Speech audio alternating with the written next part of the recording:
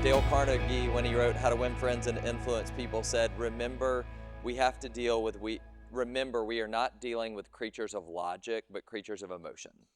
And so that emotional piece can't be lost. The other thing, just as he kept highlighting Project Snow White at Airbnb, I was just struck by Airbnb's commitment to getting everybody aligned on that. And there have been times in our journey at ADDO where we've had the opportunity to work on some really incredible things that never got traction inside of an organization because the organizational commitment was not there to those things being brought to life. And so I just think it's a good reminder that if something is going to be important, we've got to find a way to get people to move on it. I'm excited to have David and Aaron come up on stage for this next session. Man, this room is great. I feel like everybody in this room is friends and future friends. So this is going to be like a family member conversation. David and LJ were our first real customers, I think. And it's been interesting since that time. We have refined a lot of what is somebody that we want to do business with? What do they look like? And the ones that work are always consistent. Their values aligned, they're focused on their brand affinity, and they think with a long-term mindset. And I don't know anybody who does that better and more consistently than David Salyers. So I'm excited for him to be here. He had a storied career at Chick-fil-A, but he's also a board member at South State Bank. He is the owner of Rome, which is a co-working space, and he's involved with a lot of great businesses. So his insights are going to be great. You've heard from Aaron multiple times, but Aaron, you just see these nuggets. He's listening to a podcast, and he's reading this book, and he's diving in the article. Aaron's intellectual curiosity combined with his ability to connect disparate dots really help brands effectively move things forward. And so he really is becoming an industry leader in shaping things. So I'm excited about Aaron. They're going to talk about some counterintuitive decisions that businesses made that changed the trajectory of their business. So would you guys give a big warm welcome to Aaron Fossas and David Salyers.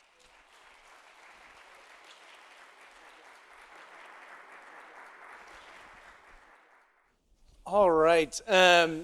This is the most fun. This is also the last time y'all have to deal with me. So I get to hang out with y'all the rest of the time after this conversation. Wrong on paper. You know those like really, really weird people that like get obsessive about things and go down like rabbit holes? Like, this is who I am. Sometimes it's fun for my wife. Often it's really annoying because my problem is like, it's one thing if you like want to do your own thing by yourself and like go down your rabbit holes. I tend to like want to grab everybody I know and drag them down the rabbit hole with me. So our team, I probably get made fun of the most in the ADDO office. I get the most eye rolls consistently in the ADDO office. I've probably talked about Sean Ellis a million times over the last year. Somebody who's been a recent rabbit hole for me is a guy named Rory Sutherland. Does anybody know who Rory Sutherland is? Ted is right. So Rory Sutherland, advertising executive for Ogilvy out of the UK. And when Carly, Nick, and I were at the Welcome Conference in New York City this past year, he spoke. He was a headline keynote speaker and gave a long 45-minute keynote, but he shared one story that stuck with me, and it was this. A number of years ago, he was working, doing a project for a Eurostar in the UK. And Eurostar was getting a ton of negative customer feedback. Their trip from London to Paris, customers felt, was taking way too long. Like, really consistent feedback, we're not liking this. So, as any good company does, that builds trains and train tracks, they brought all their engineers together. Engineers did a ton of ideating, and here's what they came up with. They said, all right, we're going to take all the train tracks, we're going to tear them all up. We're going to go, and we're going to put in entirely new train tracks. It's going to cost about $6 billion. And so Rory Sutherland, not being privy to this project, but on the account, heard what was happening and raised his hand and said, hey, before you go off and spend $6 billion ripping up train tracks from London to Paris to build new ones, that would save you about 40 minutes per ride. So 3 hours, like 2 hours, 20 minutes. Just give me $1 billion, and what I'll do is I'm going to go and hire all the male and female supermodels during their off season, staff them to the bar cart, have them walk up and down the aisle pouring free glasses of champagne, Chateau Petrus, And I'll tell you this, not only will customers stop complaining about how long the train ride is, they will start asking for it to take longer. And it's an incredible story of the power of counterintuitive thinking. I've known David for a little over 6 years now. One of the most amazing people and leaders I've ever met in my life has had a profound impact on me. And of the many things you've taught me, the power of counterintuitive thinking is one of those. And so we've had a lot of fun conversations over the years, nerding out on stories and strategies from brands that use counterintuitive thinking in a way that led to disproportional success over time. So like any two people in the business space, what do? We started a podcast. We have maybe like 2 listeners right now, but we have the most fun doing it. We've covered brands so far like Airbnb. We're going to talk about that in a little bit. We've covered Liquid Death. We've covered Buc-ee's. We've covered Trader Joe's. Next week on Thursday, a week from today, we're recording an episode on Patagonia. So this conversation, David is going to take the mic and he's going to share 2 counterintuitive frameworks that we think y'all can take back to your businesses and use. And I'll come up and finish us up with a few stories from podcast episodes we've released to maybe bring those home for y'all. So, excellent. David. Thanks, sir. Hey, before we get in, I know a few of you, but I don't know everybody. Just real quick, I went to work for Chick-fil-A 4 hours after college graduation. At that time, the bar was low enough I could get over it because the organization was very small. In fact, the entire headquarters would have fit in this room at the time. They ran out of room in what was then a converted air freight warehouse, literally tin roof, tin walls. Run out of room, so they cut a hole through the wall, pulled up a mobile home, and my first office was in a mobile home attached to an air freight warehouse. That was the Chick-fil-A of its time. And so I got to see it grow from that to the amazing organization that it is today. And I'm lucky I got in then because I don't think I could get in now when I look at the quality of the people they've been able to attract. But I got to see the story unfold. And a central organizing idea to the story was the fact that so many of the most important decisions looked wrong on paper to all the competitors. And so we used to say, if you want to become excellent, you got to study excellence. And so the whole idea behind this Wrong on Paper podcast is we are studying excellence and studying the people who are really good at counterintuitive thinking. And they have these bozo ideas that look totally wrong to most of the world, turn out to be fantastic ideas, and kind of unpacking those. And, you know, I remember hearing a speaker way back at a Chick-fil-A conference who was in his 80s, and he was a professor of a university, and he was talking about how much he was learning at the time. And he said a lot of his students say, you're 80 years old, you've been learning for 80 years, why are you still, you know, out there trying to learn new things? He said, I want my students to drink from a running stream, not a stagnant pool. So I retired from Chick-fil-A 7 years ago, but I am probably learning more now than I ever did because I want to be a running stream, not a stagnant pool. So what we want to do is, it's interesting, as we've done these podcasts, we're starting to see some central themes develop that I think could be helpful to you. You know, each individual brand like Trader Joe's and Buc-ee's and all these have their individual story, but there are some common themes between the stories that I think might be helpful to each of you. So let's explore 2 reasons why so many of the great brands' ideas seem wrong on paper. I think this is the stumbling block for most people. They can't see it because it looks wrong on paper. I think about Chick-fil-A, closed on Sunday. Looks totally wrong to all of our competitors. In fact, I remember Dan Cathy and Tim Tosopoulos just arrived. Tim, you probably remember this. Dan would invite in CEOs of our competitors. I remember specifically Burger King. You might remember this too.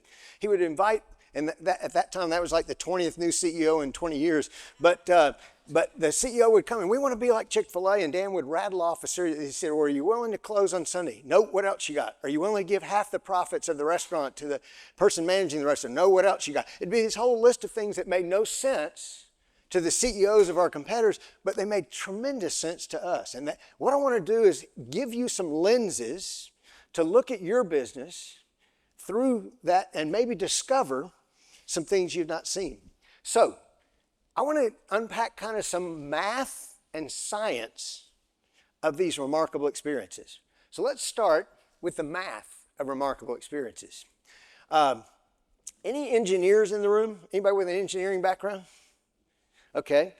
In engineering, this would be known as the Pareto principle, right?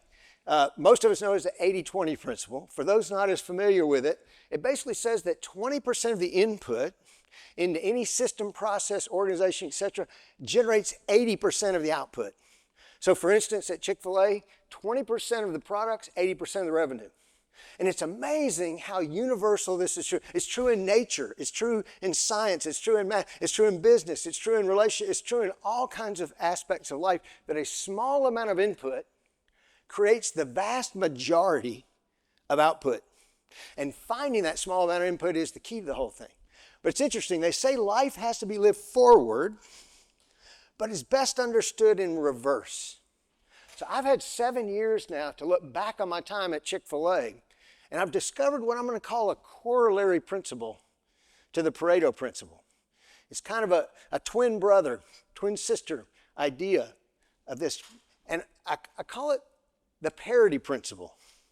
And this is the stumbling block that many organizations have, because the 80% is basically imitation of what everyone else does. You know, 80% of what Chick-fil-A does is identical to all of our competitors. Literally, we buy land, we build buildings, we serve food through drive-thrus, we serve food in paper bags. You know, if you literally listed everything Chick-fil-A does, 80% of it, the list would be identical to all those we compete against. It's imitation of everyone else. But 20% for the greatest brands is innovation. It's where they see the same thing everyone else sees, but they think something totally different. These are the wrong on paper decisions, so to speak. The 80% will make you incrementally better. If you stick to the 80% that's the same as everyone else, kind of the commodity part of what you do, you might, if you just execute well, as Sean talked about, you might be incrementally better by executing better. But the 20% will make you exponentially better. The 80% will make you competitive. Oh, this is a big one for me. I can't tell you how many meetings I'm in now. I've got 7 businesses I'm involved with now. And I visit a lot of other businesses, and I'll be in a meeting and someone will say, well, we have to do this to be competitive. We've all heard it, right? The minute I hear that, a red flag goes off in my mind. Because basically what you're saying when you have to do it to be competitive is you got to do it to imitate. You got to do it to be incrementally better. You got to do it, you know, to be a commodity. But I feel like Truett, Kathy never hired me, never have hired Tim Salyers or the rest of the Chick-fil-A crew who's here to make us competitive. He hired us to create competitive advantages. And competitive advantages are always found in the 20%, never in the 80%. The 80% will make you competitive. And by the way, you have to do the 80% well. That is the commodity part, and you do have to do it well. But don't confuse it with creating a competitive advantage. The 80% is kind of the conventional thinking. So much of what we've unpacked on these different companies that we've studied is there's conventional thinking in the industry, and they go against that conventional thinking and come up with unconventional ideas, which is why they look wrong on paper, because they're unconventional. And what the interesting thing is, so many times we're finding that traditional corporations can't get to the unconventional ideas because a committee makes a decision and no one's willing to take the risk. But when you just have a single owner, a single founder, they're willing to take the risk, and it's spectacularly successful many times. So the 80% is you play the same game as everyone else better. One of the things we're studying Patagonia right now. The founder of Patagonia talks about this. When he was young, as he was not a very good athlete, so he always lost. So he said, I can't play the game everyone else plays better, so I'm going to create an entirely different game that I can win. And the 20% is about creating an entirely different game than the rest of your competitors are playing. This is why it becomes such a competitive advantage. The 80% is intuitive. It's our intuitive reaction to things. But the 20%, counterintuitive. You know, I noticed a lot of Chick-fil-A's greatest decisions, in my opinion, probably Tim would share this, were the counterintuitive decisions. You know, well, I'll get to this last one.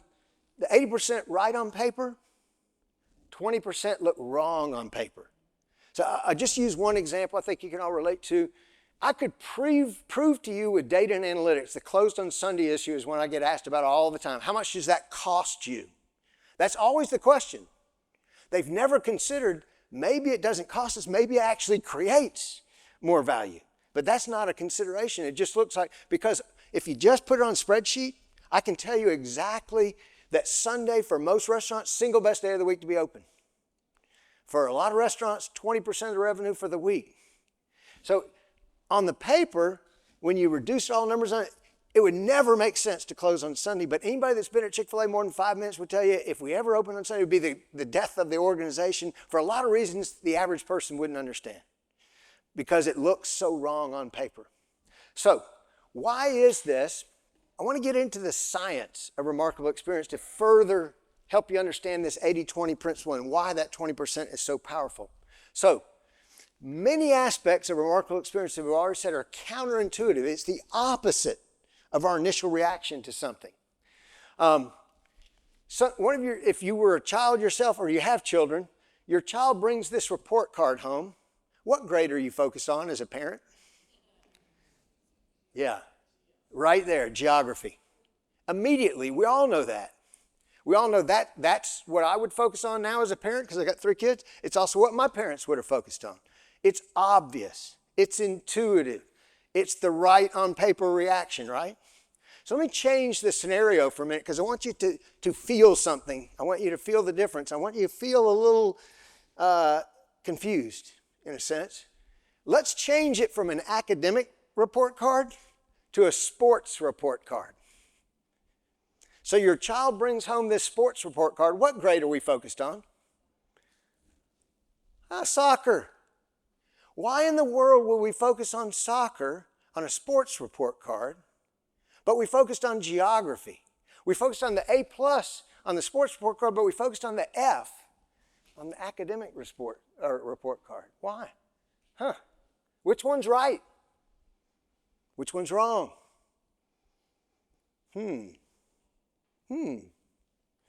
Well, maybe there's a sense in which both are valid. So let's dig into it a little more.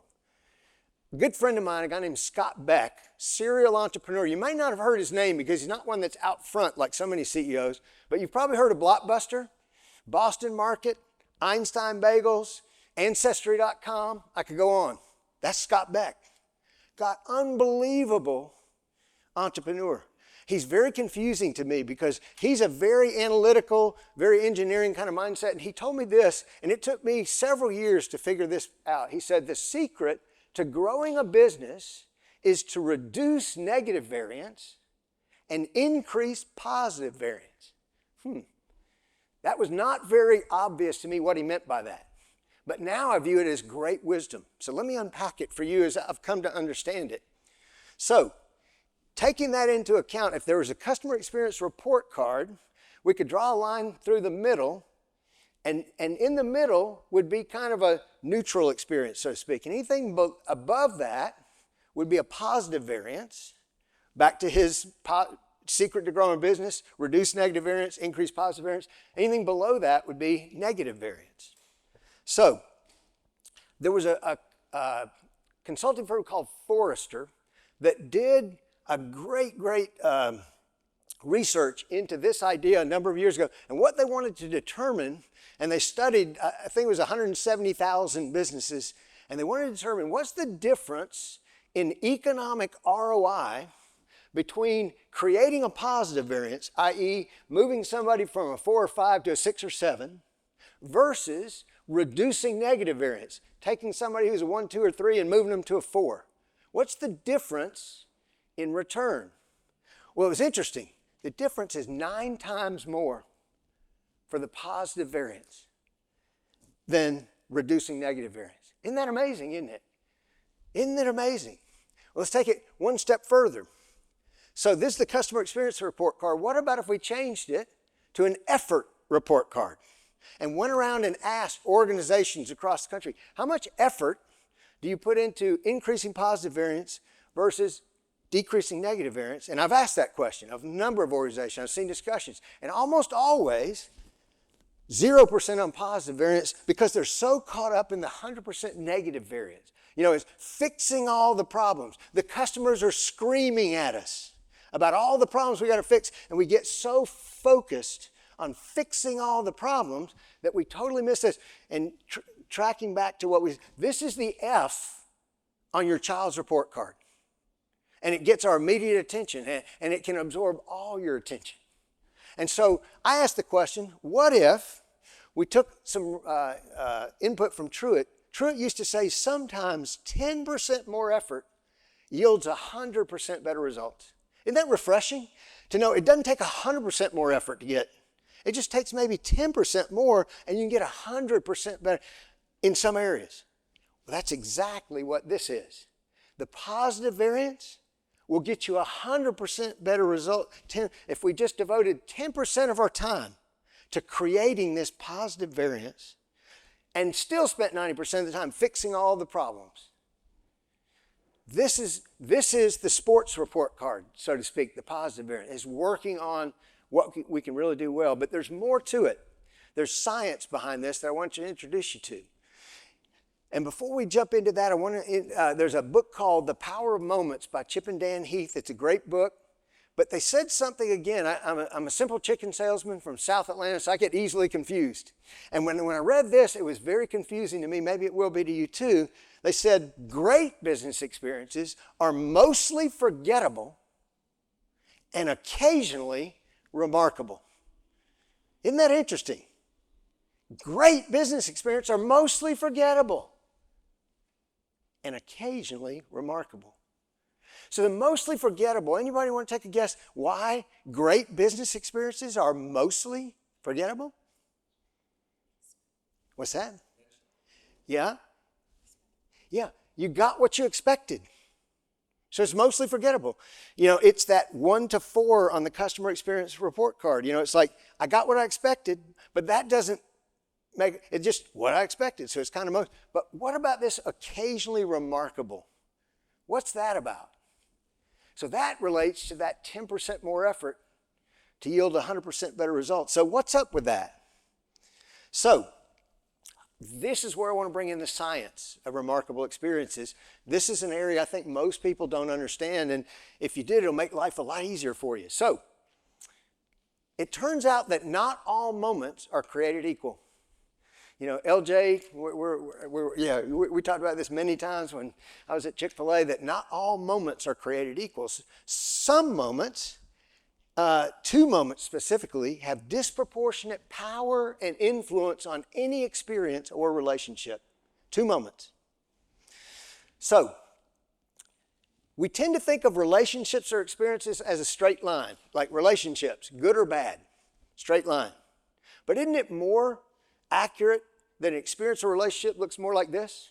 Up and down and all around. You know, it's one way one day, and it's just up and down and all around. So it's not just a straight line. So let's try an experiment to better understand the power of this idea. I read about this experiment one time related to a scientific theory I'm going to give you in just a minute. But I actually replicated this experience with my own family. And it's interesting. Is Nick, you're still here? The experiment was to go to Disney and rate our experience on the hour, every hour, all day long. So, took our family, we had 6 people. This is our Disney World report card. I'm going to kind of walk you through it. So, in this particular case, we had spent a lot of money to stay on site so that we could get the extra magic hour at the beginning of the day where we could get into the park early. So we went out to ride the bus from the hotel, and you see it's a 2. The bus had broken down. And we're sitting there waiting and waiting and waiting on the bus.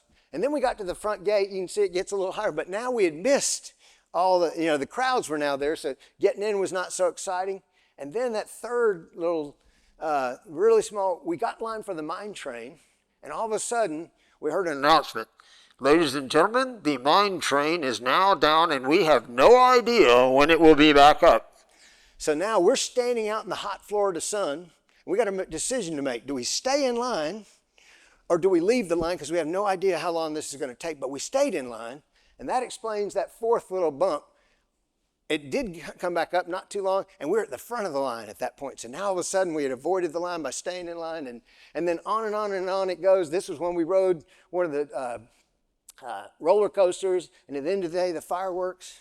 So what does all this amount to? Well, mathematically, if you just added this up, used the data and analytics, we had a 5.38 day. Literally just average out each of those ratings, we had a 5.38 day. But I asked the family on the way back to the hotel, on a 1 to 10 scale, how would you rate this day? 9.5.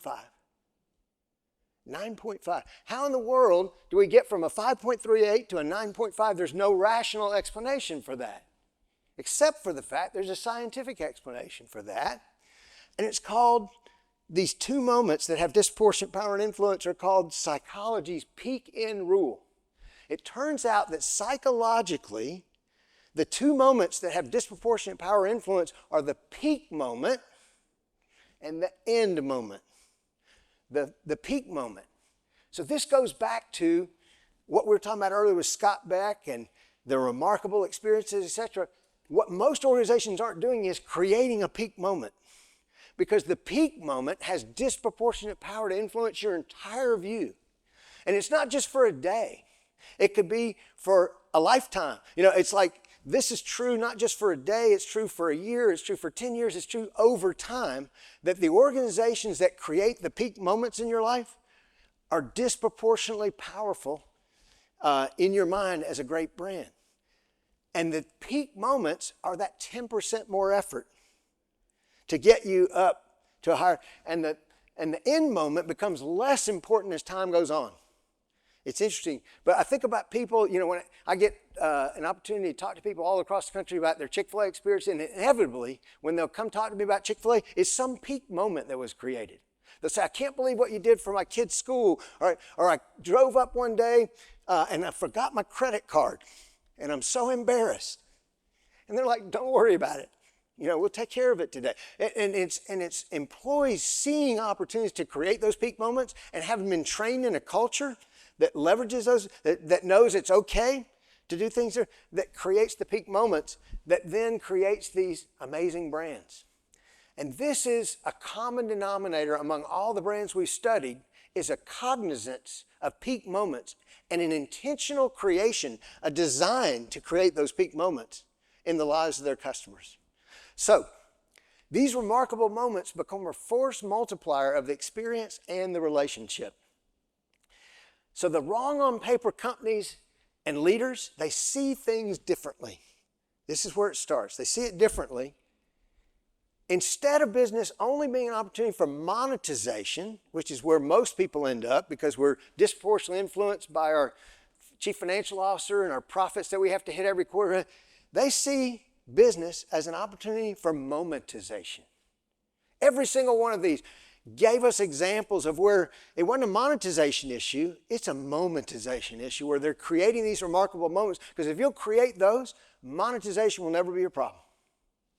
So, let's take a peek at the logic of the illogical, the courageously counterintuitive. We ask the question, are they crazy or crazy smart? And what I want to do now is bring up Aaron, and he's going to talk about some examples from some of the companies that we've been studying. And we're going to keep putting these out, and we'll probably give you we've got about 5 episodes now, 4 or 5 episodes, but we're going to keep adding to that you can learn from examples of companies that think this way and maybe be inspired about how could you translate that back to your company. Thank you, David. Yes, sir. Man, realizing I feel like ADDO Gathering has just become like a plug for Wrong on Paper. So this is great, selfishly. David brings wisdom. I get to share really fun, quirky stories and strategies. So this is how we're going to end this time before lunch. We're going to talk about 2 brands specifically. We're going to start with Airbnb. We've hit it a good bit. Nick gave us a lot of information about it. Airbnb was the first company we covered in Wrong on Paper history. Like, this was where we started because there's so many counterintuitive stories. If I were to pull out like the theme that Airbnb uses consistently and how they are counterintuitive, it would be this. They consistently do things that don't scale to find the things worth scaling. Then they do things that don't scale to find the things worth scaling. What does this look like? In 2009, Brian Chesky and his 3-person founding team joined Y Combinator, the world's leading startup accelerator. Paul Graham started Y Combinator, and it's funny, this is a aside, the purpose or mission of Y Combinator is to, he tells all his founders, make something people want. Make something people want. It's funny if you think about the theme for today, that was like the inspiration point for the language. Make guests feel something was modeled off of Paul Graham's make something people want. So Brian joins Y Combinator. They're early stage startup, not a lot of traction. Most people say this is the worst business idea they've ever heard of. Strangers are not going to let strangers stay in their house. Bad idea. They thought they're onto something, so they join Y Combinator, and they end up in these like weekly meetings, check-ins with Paul Graham, who's coaching them as they think about finding product market fit. And a couple weeks into the program, Paul Graham sits down the Airbnb startup team, Brian Chesky and his co-founders, and he asks the question, where are your users? And Brian thinks it's a funny question. He says they're kind of across the country. And Paul Graham says, no, like, where are most of your users? And they're in California. And Brian says they're in New York City. Most of our users right now are in New York City. And Paul looked at him and said, then why are you in California? Go be with your users. And Brian responded and said, hey, like, that sounds great, but like going and being with my users is not scalable. Like I need to be here with where our team is. We need to be working on new features, our product roadmap, all the things. And Paul dropped the line, it's only by doing things that don't scale that you find the things worth scaling. So Brian goes out to New York City. He starts renting Airbnb rentals with hosts to get firsthand like finger feel knowledge of what the early Airbnb experience looks and feels like. And he finds a pain point that he would not have found from California. He found that the number one friction point that hosts had in getting more rentals for their home or their apartment was that they had terrible photos online on their rental site. Right? These are people who are normal like you and I who have a space to rent out. They're not professional photographers. So Brian Chesky, while staying with these hosts, would say, hey, I got you. I'll bring our photography team out tomorrow to take pictures of your rental. Well, when you're a 3-person startup, your photography team is also your founding team. So the next day, Brian Chesky would show up with a camera, take pictures of the rental, and then upload them himself into their Airbnb listing. And all of a sudden, he started to earn trust with the host base, who got more and more confident about putting their listing on Airbnb. And he solved the biggest bottleneck for why a guest wouldn't choose an Airbnb listing: the first impression you felt when seeing it online. So counterintuitive, doing things that don't scale, led him to figuring out a problem that became scalable over the long term, help and support around the photography and listings. The next story is my favorite. In 2008, so a year before this, or not yet Y Combinator, Airbnb is about to run out of money. They're $30,000 in debt, in credit card debt. They have, like, did anybody grow up with sports cards? They had a binder where you like slot in the sports cards into the plastic sheets. Well, they were putting all of their fully loaded credit cards into that. So like as they maxed them out, they filled up an entire binder with fully maxed out credit cards. They realized our runway's about gone, $30,000 in credit card debt. So the right on paper move might be like, let's go find more funding from investors. How do we like create a hack to have do we discount? Do we do, like, what can we do? Well, as designers and counterintuitive thinkers, they thought like, man, like our name is Airbnb. That means air, bed, and breakfast. We've focused a whole lot on the bed part of the equation. We've not done anything with the breakfast part. And they had this insight, 2008, election year, the DNC was about to happen. They thought, what if we made cereal that we sent to hosts that were for each of the candidates in the election? So they created 2 cereal boxes, designed them. One was called Obama O's, the cereal of hope. And the other was called Captain McCain, a maverick in every bite. Those things, they realized, they sent them out to hosts. There was a lot of demand for them. They started going viral. They started realizing they could sell them as more of a souvenir than an actual box of cereal. And within a couple weeks, they'd raised, through selling cereal, the $30,000 they needed to get out of debt and extend their runway. And it's only through the power of counterintuitive thinking and expanding your thinking that they were able to do that. So our third company we featured in the Wrong on Paper podcast was Trader Joe's. Trader Joe's, does anybody shop at Trader Joe's here? A lot of people. I love Trader Joe's. We use the one on Peachtree. It's amazing. I didn't realize how long Trader Joe's had been around for. It's been around for a long time. Funny enough, Trader Joe's did not start as a grocery store. It started as a convenience store. Pronto Market. So it was like a local market in California. And what happened was that 7-Eleven was starting to grow, but had not yet entered California. So a guy named Joe Colomb started running and growing Pronto Markets. All of a sudden, 7-Eleven enters California, and Joe realizes, like, these dudes are about to eat our lunch. So what does he do? Instead of thinking about just selling it or having a new strategy in the convenience store space, he said, I'm going to become a grocery store. And not only that, but I'm going to become a small grocery store, not a big grocery store. Why? Because of constraints. He had a bunch of Pronto Markets he didn't want to sell, so he had to retrofit a grocery store into the size of a convenience store, which is how the constraints started. So 2 strategies that were struck early by Joe Colomb that were counterintuitive that led disproportionately to their success. Number 1, most of you have been in a Trader Joe's, so you know this, the SKU count. So the number of unique items. On average, Trader Joe's, a store, has about 4,000 SKUs. The average grocery store has 40,000 to 50,000 SKUs. The right on paper thought would be like more SKUs, more sales.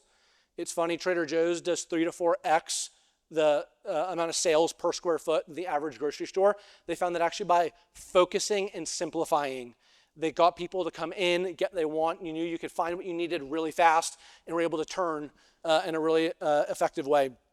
The second story is, if you go to Trader Joe's, you know that you're not going to buy other brands. You're going to buy Trader Joe's brands.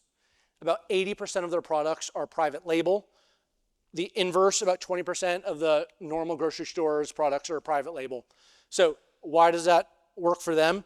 Well, it's a counterintuitive thought process of you go to a grocery store, you can buy somebody else's products, and it's all the same. You can go to Publix, Kroger, you're commoditized, and maybe you're like elevating customer service a little bit on top of that to try to get people to come in. And so in a very opt-out of competition way, like Patagonia, Joe Colomb decided, let's be the reason somebody might come to a Trader Joe's is not to buy somebody else's product, but to buy ours. This is where you started to see like a lot of the unique naming of products. You started to see the Fearless Flyer. They don't advertise. They're anti-marketing. They create the Fearless Flyer. It's a free newsletter with their products, really compelling storytelling, really weird vibe to it.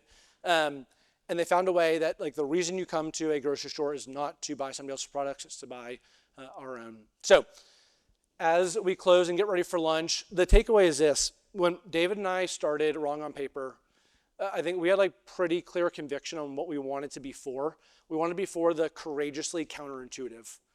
The leaders like y'all in this room who know that like excellence is required in the ordinary, but you only win by what you do that's extraordinary. And so our hope is to continue to curate and find stories that fuel inspiration for leaders and brands like you that hopefully add some new ideas into what you can do day to day.